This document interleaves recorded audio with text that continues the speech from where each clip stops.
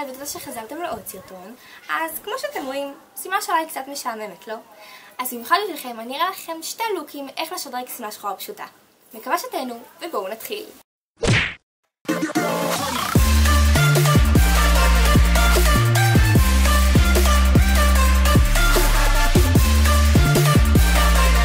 שמתי צ'וקר, פאצ'ים ותיק שחור, ולסיום נעליים עם פאצ'ים.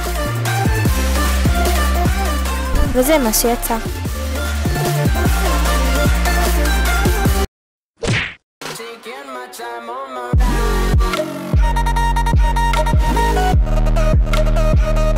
קשרתי בנדנה לשיער, שמתי סיכות וכפכפים. אפשר גם לקחת תיק סל שחור, ואם זה לא מספיק, קחו את הכלבה שלכם ותכניסו אותה לבפנים. וזהו, זה הלוק. מקווה שנהנתם מהסרטון. אל תשכחו לעשות לייק אם אהבתם, להירשם כאן למטה לערוץ, וניפגש בסרטון הבא. ביי!